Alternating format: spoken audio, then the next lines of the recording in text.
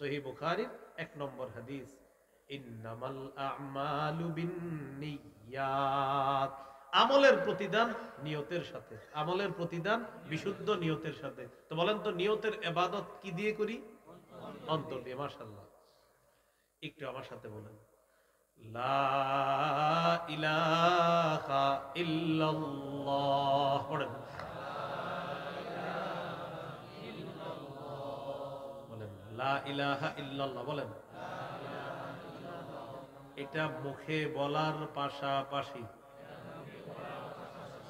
অন্তরেও বিশ্বাস করা, অন্তরে বিশ্বাস করার নাম, বলেন আত্মিক ইবাদত। অন্তর দিয়ে বিশ্বাস করব, এটার নাম কি হয়ে যাবে? আত্মিক ইবাদত। আত্মিক মানে অন্তরের ইবাদত। লা ইলাহা ইল্লাল্লাহ বলছেন আপনি মুখ দিয়া, ভাই অন্তরে আছে তো? জি জি, আমার অন্তরে আছে। এই অন্তরে থাকাটা আত্মিক ইবাদত।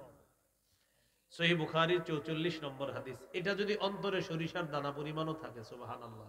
44 নম্বর বুখারীর, ইয়াখরুজু মিনান নার মান ক্বালা লা ইলাহা ইল্লাল্লাহ ওয়া ফি কলবিহি ওয়াজনু শাঈরাতিন মিন খাইরিন ওয়া ফি কলবিহি ওয়াজনু বুররাতিন মিন খাইর ওয়া ফি কলবিহি ওয়াজনু যাররাতিন মিন খাইর, ইয়ানি ঈমান। কারো অন্তরে যদি গম পরিমাণ, জব পরিমাণ, সরিষার দানা পরিমাণ ঈমান থাকে, অপরাধের কারণে এই লোকটা যদি জাহান্নামের সাজা ভোগও করে, একদিন জাহান্নাম থেকে বের হয়ে সরিষার দানা পরিমাণ ঈমানের কারণে আল্লাহ তাকে জান্নাত দান করবেন। আত্মিক ইবাদত। জীবনে যা হবে না হবে অন্তরে এটা রাখেন, আল্লাহ আমি নাফরমানি অনেক করি মাবুদ, আপনার আলো বাতাস খায়াও আমার অনেক গুনাহ হয় আল্লাহ, আল্লাহ আমি কিন্তু দিলে এটা বিশ্বাস করি আপনি ছাড়া আমার কেউ নাই, এটা আমার দিলে রাখবেন সবসময়। তাহলে একটা গেল নিয়ত বিশুদ্ধ, আর একটা গেল লা ইলাহা ইল্লাল্লাহর স্বীকৃতি, এটা অন্তরেও করা। অন্তরে আরেকটা ইবাদত বলে ইখলাস। কি বলেন তো? ইখলাস। নাসাইর হাদিস 3140 নম্বর হাদিস, قال رسول الله صلى الله عليه وسلم إن الله لا يقبل من العمل إلا ما كان له خالصا। আল্লাহ তাআলা আমল ততক্ষণ কবুল করেন না যতক্ষণ আমলটা ইখলাসের সাথে না হবে। কয়টা গেল অন্তরে ইবাদত? তিনটা। একটা গেল বিশুদ্ধ নিয়ত, আরেকটা লা ইলাহা ইল্লাল্লাহ, এটা অন্তরে বিশ্বাস করা, আরেকটা গেল আপনার ইখলাস, আরেকটা বলেন সুন্দর চিন্তা। চিন্তা কি দিয়ে করে? অন্তর দিয়ে, এটা আত্মিক ইবাদত। সুন্দর চিন্তা। এখন আমার দিকে একটু তাকান, আমি আসমানের দিকে তাকাই না, চিন্তা করতেছি এত সুন্দর আসমানটা কে এইভাবে খুঁটি ছাড়া বানাইলো, আমি শুধু চিন্তা করতেছি।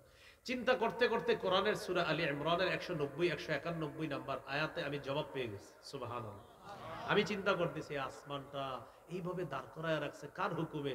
সূরা রুমের 25 নম্বর আয়াতে আল্লাহ জবাব দেয়, ওয়ামিন আয়াতিহি আন তাকুমাস সামাউ ওয়াল আরদু বিআমরি। আসমান দাঁড়িয়ে আছে আল্লাহর হুকুমে, জমিন দাঁড়িয়ে আছে আল্লাহর হুকুমে। তো দেখেন আমি খালি চিন্তা করতেছি।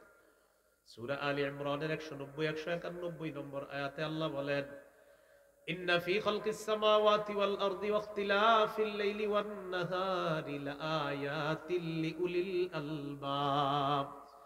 আসমান জমিন সৃষ্টির মাঝে, দিন রাতের পরিবর্তনের মাঝে জ্ঞানীদের জন্য নিদর্শন আছে, সুবহানাল্লাহ। জ্ঞানী কারা? আল্লাযীনা ইয়াযকুরুনাল্লাহা কিয়ামান ওয়া কুউদান ওয়া আলা জুনুবিহিম।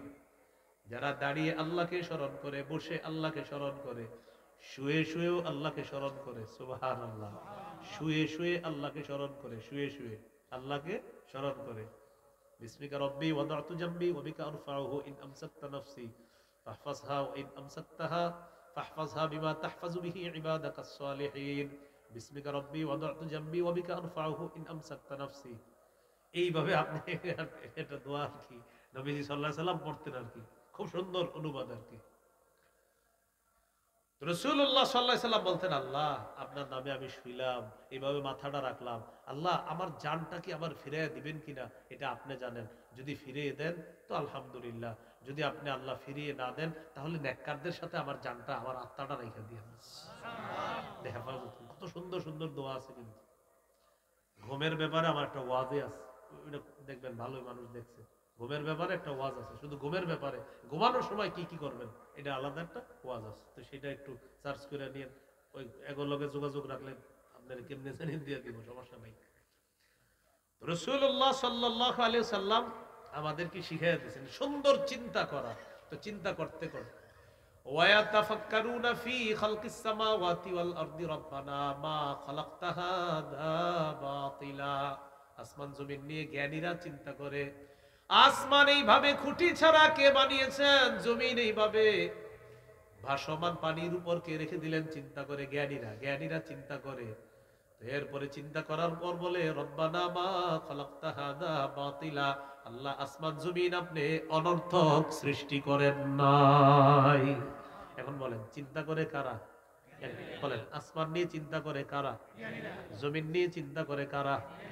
এবার দেখেন আল্লাহ তাআলার আসমান নিয়ে চিন্তা করলাম, আল্লাহ জবাব দিয়ে দেয় ওয়াজআলনাস সামাআ সাকফাম মাহফুজা, আমি আসমানকে তোমাদেরকে সুরক্ষা দেওয়ার জন্য সুরক্ষিত ছাদ হিসাবে স্থাপন করে দিলাম।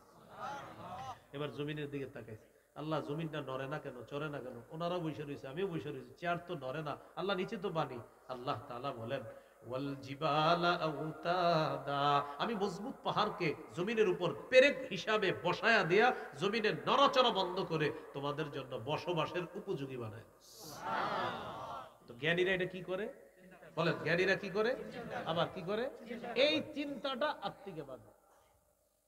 এই যে সুন্দর চিন্তা, আমি চিন্তা করতেছি উত্তরপাড়ার আব্দুর রহিম ভাই 4 ওয়াক্ত নামাজ মসজিদে পড়ে, ফজরটা বাসায় পড়ে, উনি মসজিদে পড়ে না, কিভাবে ওনারে মসজিদে আনা যায়, ফোন করে আনবো নাকি ওনার বাসায় গিয়ে ডাকবো?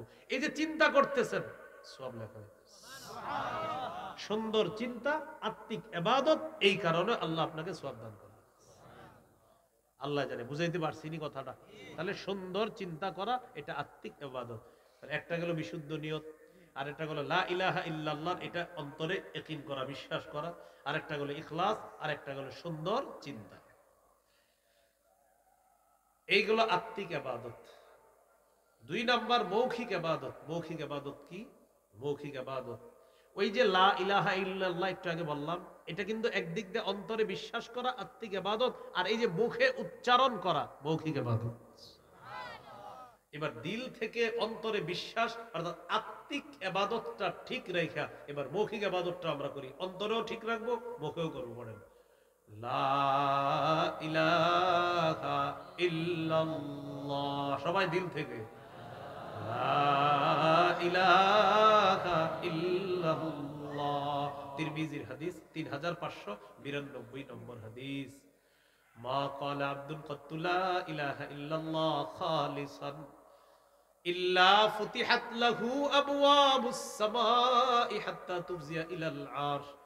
কোন ব্যক্তি যদি ইখলাসের সাথে লা ইলাহা ইল্লাল্লাহ পাঠ করে, আসমানের সবগুলা দরজা খুলে দেওয়া হয়, তার লা ইলাহা ইল্লাল্লাহ যেন আরশ পর্যন্ত পৌঁছে যায়। তাহলে লা ইলাহা ইল্লাল্লাহ উচ্চারণ করা মৌখিক ইবাদত। বলেন তিলাওয়াতুল কুরআন মৌখিক ইবাদত। কোরআন তেলাওয়াত করা কি ইবাদত? তিরমিজির হাদিস 1333 নম্বর হাদিস। তাহলে কি হইল? 1333 1333 এরকম না, একের উপরে 3টা 3। قال رسول الله صلى الله عليه وسلم الجاهر بالقرآن كالجاهر بالصدقة والمسر بالقرآن كالمسر بالصدقة। প্রকাশ্যে কোরআন তেলাওয়াতকারী প্রকাশ্যে সদকাকারীর মতো, গোপনে কোরআন তেলাওয়াতকারী গোপনে সদকাকারীর মতো। সুবহানাল্লাহ। করব তো ইনশাআল্লাহ। তাহলে মৌখিক ইবাদত তিলাওয়াতুল কোরআন। এবার বলেন জিকির করা মৌখিক ইবাদত। জিকির করা কি ইবাদত? মৌখিক ইবাদত। আল্লাহর জিকির করেননি? আল্লাহর জিকিরে যদি 2 ফোঁটা চোখের পানি বের হয়, আর যদি জমিনে 1 ফোঁটা পানি পড়েই যায় কোনো কারণে, কিয়ামতের মাঠে আল্লাহ আপনাকে শাস্তি দিবে না। সুবহানাল্লাহ। মুসনাদে আহমদ হাদিসের কিতাব, আবার আল জামিউস সগীরের মধ্যে আসছে 8655 নম্বর হাদিস। قال رسول الله صلى الله عليه وسلم من ذكر الله ففاضت عيناه حتى يصيب الارض লাম ইউআযিবুল্লাহু ইয়াওমাল কিয়ামা। কেউ আল্লাহকে স্মরণ করলো, আল্লাহ স্মরণে তার চোখ দিয়ে পানি আসলো, এই পানির ফোঁটা জমিনে পড়লো, আল্লাহ তাআলা তাকে কিয়ামতের মাঠে শাস্তি দিবেন না। জিকির করা। আজকে রাতে আপনারা জিকিরের আমলটা এইভাবে করতে পারেন, নির্জনে বসে বসে আল্লাহরে স্মরণ করবেন। আল্লাহ, আল্লাহ আমাকে আপনি কত নিয়ামত দান করছেন, আল্লাহ আলো দিলেন, বাতাস দিলেন, আল্লাহ এগুলা খাওয়ার পরে, ভোগ করার পরেও আমার কত সুন্দর দুইটা হাত দিলেন, এই হাত দিয়ে আমি কত গুনাহ করছি আল্লাহ, এই চোখ দিলেন দুইটা, হারাম জিনিসের দিকে কত তাকাইলাম আল্লাহ। এইভাবে নির্জনে আল্লাহকে স্মরণ করবেন। সহিহ বুখারী 660 নম্বর হাদিস। 7 ব্যক্তিকে আল্লাহ কিয়ামতের ময়দানে তার ছায়া জায়গা দিবেন। এর মধ্যে একজন রজুলুন যাকারাল্লাহ খালিয়ান ফাফাদাত আইনা, যে নির্জনে আল্লাহকে স্মরণ করে আর তার দুই চোখ থেকে পানি আসে, আল্লাহ তাআলা কিয়ামতের মাঠে তাকে তার ছায়া জায়গা দিয়ে দিবেন। সুবহানাল্লাহ। তো বলছিলাম আল্লাহকে স্মরণ করে কান্নাকাটি করা, করবো তো ইনশাআল্লাহ। তো জিকির করা, জিকির স্মরণ করা, জিকির করা। জিকির নামাজ, জিকির, জিকির তেলাওয়াত, এটাও জিকির। নামাজ পড়া, এটাও জিকির। তেলাওয়াত করা, এটাও জিকির। সুবহানাল্লাহ, আলহামদুলিল্লাহ, লা ইলাহা ইল্লাল্লাহ, আল্লাহু আকবার, আস্তাগফিরুল্লাহ, এগুলাও জিকির। এখন আপনি কোনটা করবেন বেশি? ইস্তেগফার বেশি পড়বেন না সুবহানাল্লাহ বেশি পড়বেন? দোকানে কাস্টমার নাই, এই মুহূর্তে কি করবেন আপনি? কাস্টমার আসতেছে না, একটু পরে আসবে হয়তো, বৈশা বৈশা আপনি জিকির করেন। এখন আস্তাগফিরুল্লাহ পড়বেন না সুবহানাল্লাহ? আমাদের সালাফগণ সুন্দর সিদ্ধান্ত দিয়েছে যে শোনো, জামায় যদি ময়লা থাকে সাবানের প্রয়োজন হয়, ময়লা না থাকলে আতরের প্রয়োজন হয়। ইস্তেগফার নামক সাবান দিয়ে কলবকে সাফ করো, আর সুবহানাল্লাহ নামক আতর দিয়ে কলবকে সাজায় দাও। ইস্তেগফার দিয়া কলবকে আগে সাফ করতে হবে। আস্তাগফিরুল্লাহ, আস্তাগফিরুল্লাহ, আস্তাগফিরুল্লাহ, কলবের গুনাহ দূর হইতেছে। আস্তাগফিরুল্লাহ, আস্তাগফিরুল্লাহ, কলবের উপর একটা গুনাহের জং ছিল, আবরণ ছিল কালো। আস্তাগফিরুল্লাহ, এই কালোটা দূর হইতেছে। আস্তাগফিরুল্লাহ, এই কালোটা দূর হইতেছে। আস্তাগফিরুল্লাহ, কালো জং দূর হইতেছে, এবার দূর হইছে। তো আল্লাহ রাসূল সাল্লাল্লাহু আলাইহি সাল্লাম জিকির তো অনেক শিখাইছেন। বুজুর্গ সালফে সালেহিনগণ বলেন, এখন কলব থেকে তোমার মোটামুটি মনে হচ্ছে যে কলবটা সাফ হয়েছে, এখন সাফ কলবকে আতর লাগাইতে হবে। এবার সুবহানাল্লাহর জিকির বাড়ায় দাও, এই সুবহানাল্লাহ দিয়ে কলবকে সাজায় দাও। সুবহানাল্লাহ, আলহামদুলিল্লাহ। তাহলে ইস্তেগফার বেশি না সুবহানাল্লাহ বেশি? এটা আশা করি বুঝে আসছে। গুনার মাত্রা যদি বেশি হয়, কতক্ষণ ইস্তেগফার পড়ে নেবেন, পড়ে নিয়ে এবার গুনাহের এই কলবটাকে সাফ করবেন। সাফ করার পর এবার সুবহানাল্লাহ দিয়ে এটাকে সাজাবেন। কোরআন হাদিস যারা পড়াশোনা করবেন, যেমন আপনারা জেনারেল লাইনের অনেকে পড়েন, বই বসে বসে বই পড়েন, আপনারা পড়ার আগে অনেকক্ষণ ইস্তেগফার পড়ে নেবেন। হুজুর ইস্তেগফার কেন পড়ব? বলেন যত বেশি, বলেন ইস্তেগফার যে যত বেশি পড়বে তার তত বেশি গুনাহ ঝরবে। যত বেশি গুনাহ ঝরবে তত বেশি মেধা বাড়বে। এটা ছাত্র করে মুখস্থ করাইতে হবে। ইস্তেগফার যত বেশি পড়বে গুনাহ তত বেশি ঝরবে, গুনাহ যত বেশি ঝরবে মেধা তত বেশি বাড়বে। এই জন্য কোরআন হাদিস পড়ার আগে অনেকক্ষণ ইস্তেগফার পড়বেন। হুজুর কেন পড়বো? ইস্তেগফার পড়ার মাধ্যমে কলবটাকে সাফ করবেন। সাফ করার পর এবার এই কলবের মধ্যে কোরআন হাদিস রাখবেন। এক গ্লাস পানি যদি আমার দেওয়া লাগবে না, তো পানি দিবেন এক গ্লাস, নিচে এক ফোঁটা প্রস্রাব, আর উপরে মনে করেন পুরাটা পানি, এক ফোঁটা মাত্র প্রস্রাব আর বেশিরভাগ পানি। আমি কি জীবনে পান করবো এটা? না। এই জন্য প্রস্রাব এক ফোঁটা থাকার কারণে এটার মধ্যে আমরা পানি রাখতে চাই না, দুধ রাখতে চাই না। তো বলেন কলবের মধ্যে গুনাহ আছে, সেখানে কোরআন হাদিস থাকবে কিভাবে? এই জন্য মাদ্রাসা ছাত্রদের জন্য নজরের গুনাহ করা কল্পনাও করা যাবে না, কারণ ওরা কোরআন শিখবে, ওরা হাদিস শিখবে, ওদের কলব, ওদের পাত্র, ওদের ভান্ড এটা সাফ থাকতে হবে। সেখানে আল্লাহ তার কোরআন হাদিসের নূর আল্লাহ তৈরি করে দেবে। তো মনে থাকবে নি, ইস্তেগফার যত পড়বো গুনাহ তত ঝরবে, গুনাহ যত ঝরবে মেধা তত বাড়বে। আল্লাহ আমাদেরকে আমল করার তৌফিক দান করুন। আমি যার কাছে বুখারীর এক অংশ পড়ছি, বুখারী সানির প্রথম অংশটা যার কাছে পড়ছি, আমার উস্তাদ মুহতারাম শেখুল হাদিস হযরত মাওলানা মুফতি আব্দুল ওয়াহিদ কাসিমি দামাত বরকাতুহুল আলিয়া হুজুর এই কথাটা ক্লাসে বলছিলেন যে ইস্তেগফার যত পড়বা গুনাহ তত ঝরবে, গুনাহ যত ঝরবে মেধা তত বাড়বে। প্রশ্ন করছি, হুজুর এটা কেমন কথা আপনি বললেন? হুজুর জবাব দিয়েছিলেন, হ্যাঁ, ইস্তেগফারে তোমার গুনাহ ঝরে, গুনাহ ঝরলে মেধা বাড়ে। কারণ গুনাহের সাথে আর মেধার সাথে একটা সম্পর্ক হলো, মানুষ যত গুনাহ করবে তার মধ্যে কোরআন সুন্নাহের নূর তৈরি হবে না।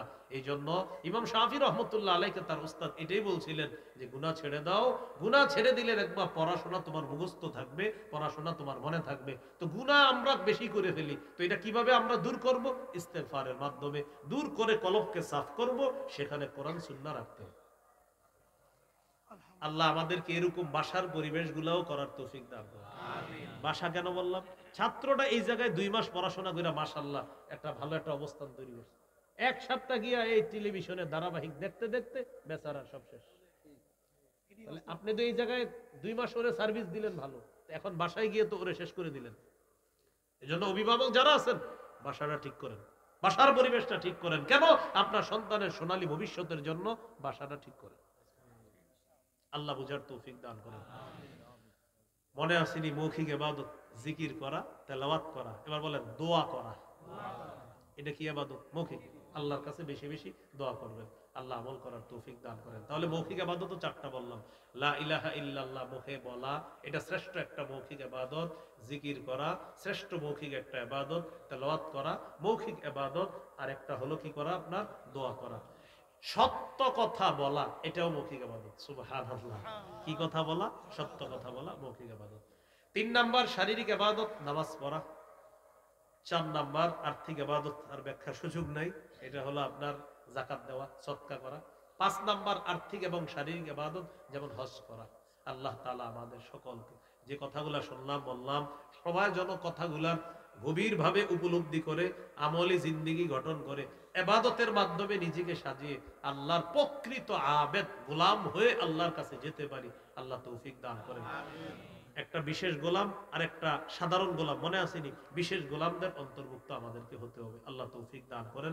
গাজীপুর আইডিয়াল ইসলামিক স্কুল মাদ্রাসা, এটাতে ছাত্র দিবেন ইনশাল্লাহ। তো যেহেতু আপনারা অনেকে জেনারেল শিক্ষাটাও চান ইসলামী শিক্ষার পাশাপাশি, তো এখানে আপনি আপনার সন্তানকে দিলে একদিক দিয়ে কোরআন হাদিস শিখতেছে, আর একদিক দিয়ে জেনারেল নলেজটাও তার হইতেছে। এই জন্য আমরা চেষ্টা করবো ইনশাল্লাহ।